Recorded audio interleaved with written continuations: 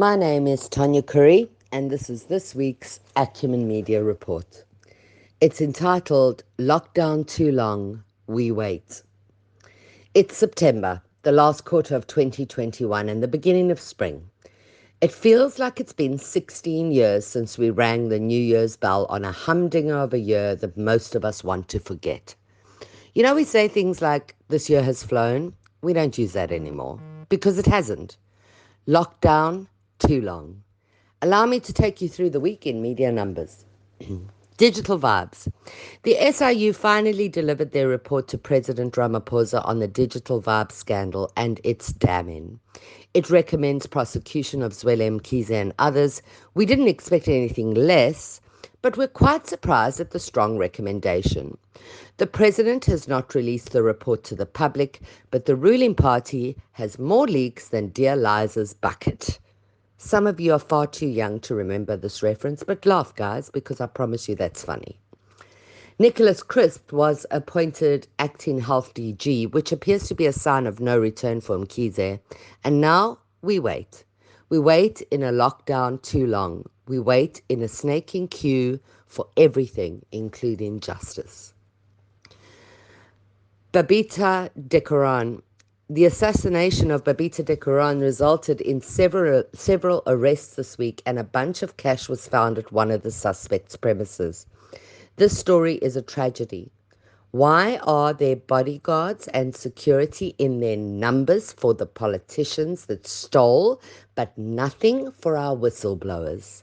Minister Cele, we don't even want to see those who assassinated Decoran. We want to see those that paid for that assassination. And quickly, please. We wait. The impact of lockdown. 11 million people applied for special grants this week. That's about a fifth of our population, and these are new criteria grants, not the normal SASSA grant where the queues pile up each month. We wait. Government admits the situation is untenable and that unemployment is a path to starvation, and we still wait. Too long. Sisulu says that the safe houses for women involved in GBV are not enough. And then we wait. The Gauteng Rebuilding Fund opened this week and applications poured in as we wait. ZUMA.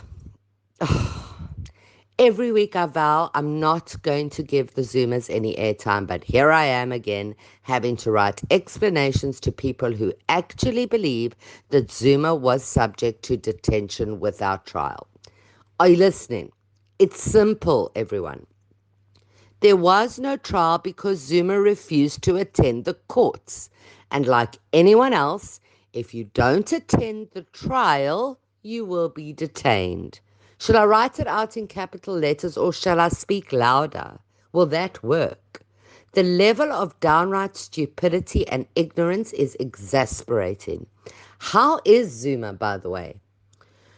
No one knows. According to the Jay-Z Foundation, his illness has been diagnosed, yet they won't release the details of it as he languishes in hospital. He's still not served a single day of his sentence in jail, so actually he's not detained without trial at all, is he? He's in a plush room filled with nurses that serve on him, just like he likes it. Remember Kwezi. The doctors refused to let the state in on the diagnosed condition to evaluate their findings, and now it has had to go to the NPA. So here we wait. Maybe months, maybe even until his so-called prison time is over. Too long. Insurgency Instigators and DZ22. Those pesky instigators of the insurrection are still aloof. However, Sapiti Piti Evaluator was arrested this week and then released. She was told not to tweet anymore. Do the courts know how Twitter works? I don't think that's going to stick, guys. She can call herself Evaluator Sapiti Spiti 1 and she'll be back to nasties quicker, in fact much quicker, than you can read your dodgy report on who did what on social media. When will you arrest the Zuma twins? Too long. We showed you, Mr. President, that we will not be played, and our overwhelming physical and social media voice was drowned out by the arrest of keyboard warriors instead of those who orchestrated a war against our country. A coup, a plot to remove you from your seat, and you still make us wait. We lose hope that you will listen to what we shout out loud. And as if to add salt to a wound that needs surgery, DZ22 started trending. Yep, the real instigator is running for president, everyone. There's no mention of which party Duduzane will be running with, though. We'll just wait. The ANC and crowdfunding. Supra Mahumapelo, his disciplinary has to start afresh. You remember him? He's the guy that made Mahakeng burn in 2018. That's 3 years ago, and we're still waiting. Too long. The government can't even pay their own salaries as the ANC resorts to crowdfunding to pay its staff. Maybe they got that idea from ZUMA with his Capitec account. By the way, has SARS got that Capitec number? Not that I believe a single person donated because, cash crunch. But regardless, there should be scrutiny on this latest fad where people that you stole from are asked now to give the little money left to gluttonous politicians. Tsak. There is some good news. Eskom is recovering as it only declares an 18 billion rand loss. Apparently that's quite good. It's only numbers, guys. Not like it makes an impact on our lives. Hey, lockdown too long. Vote for Nota. I read a fabulous article by Colin Thakur, professor at UKZN. He said, when in doubt, vote for Nota. He went on to explain that if you're unhappy with the EFF, DA or ANC, then vote Nota, none of the above. He makes an excellent point. Dilute the powers of those that have failed us. And the thought wasn't even out of my head when Godzilla entered the room. Remember her? She's the one who resigned from the DA often, but never left. Remember? Well, she's back. She's electioneering and climbing onto every story that blames Zuma or a member of the ANC. This week she was quoted often in her opinion of the SIU report and the IEC election readiness assessment. Many will know that I'm less than a fan of Helen Zille, and after this week, nothing has changed. She evades the questions on why Nelson Mandela Meyer has had a car crash after curfew and doesn't mention that small thing called Kaya Licha. She doesn't mention how Cape Town are so out of touch with South Africa that they want to break away from the rest of SA, and she also doesn't mention that the Cape Town Stock Exchange has opened because the wealthy are living in their holiday homes since lockdown. There is a word for this now. It's called semigration. I call it gluttony. The disparity of the Western Cape and the self-righteousness of Gogozilla are simply nauseating. COVID and the vax. The wasp nest of disinformation and social media rebuttal to the vaccine grows each day. I cannot believe I'm writing this, but an organization called Panda compared the vaccine and the PCR test to rape. This was during Women's Month. Do you think it was a boys' club who had this discussion? Probably, because I'd hate to think a woman would make such disgusting remarks. Hey Panda, couple of questions. Did you give consent in your last rape? Because with the vaccine you do have to. Did the last rapist give the woman a choice to say yes or no? The vaccine does.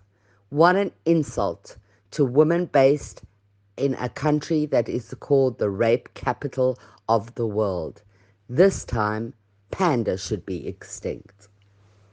The Delta variant has created havoc across the world to the extent that some countries are considering a booster shot for the original vaccine. You see, when we read this, we all feel that sinking roller coaster tummy, especially those of us who are vaxxed. We did our bits. Some of us felt quite heavy side effects from that jab. And now you want us to go again? Even I'm going to say no on this one. Well, I thought that, and then I saw the first chink in my plan. Discovery has made vaccination mandatory for employees. This is a natural next step for business and our planet, I suppose. Vaccine passports are a thing, as most of Europe have implemented the no vax, no entry law into restaurants, shopping malls, and any other crowded place. Jumping on a plane now requires more than one passport. I don't mind this. I want to feel some level of our old world, where we can do as we like if we choose, and as we choose within the boundaries of the law. And then I watched the headlines read that a grade 8 pupil was stabbed to death and a 15-year-old was charged with murder. I watched in horror as I learned a 6-year-old was raped in a school toilet, the very place that children should be safe. I learned how nothing has been done about the pit toilets, and what is the holdup? It's too long. Lily's Leaf, a place really dear to my heart, has run out of funding and will be shut down. It was the place I met George Bezos. It was the place where we joined an interfaith prayer while Uncle Kathy was breathing his last. My generational cousin Alan Payton's name is on that wall. This story made me cry, and I can't believe that our history is being cancelled because of the rancid impact of COVID. Outside of the carnage that is the impact of an inactive government, we saw that those that killed the frailest of our society in life, Isidameni, will not be charged criminally. We waited so long and watched in horror as the story unfolded years ago, and then nothing. In other news, Techie Town moves forward with their case to liquidate Steinhoff. There's no arrests there either, are there? TooLong. America asked South Africa to take Afghan refugees and we said no. My heart aches for the Afghans, but America and Britain, this is your shout. Don't drag us into your crimes against humanity. Trying to end on a positive, the Paralympics made us proud. Their show of courage and tenacity by those Olympians is a lesson to us all. Rise regardless of your circumstance. Dedication and talent will take us further than any politics will. We've waited too long, SA. Vote Nota. I'm Tonya Curry, and this is this week's Acumen Media Report.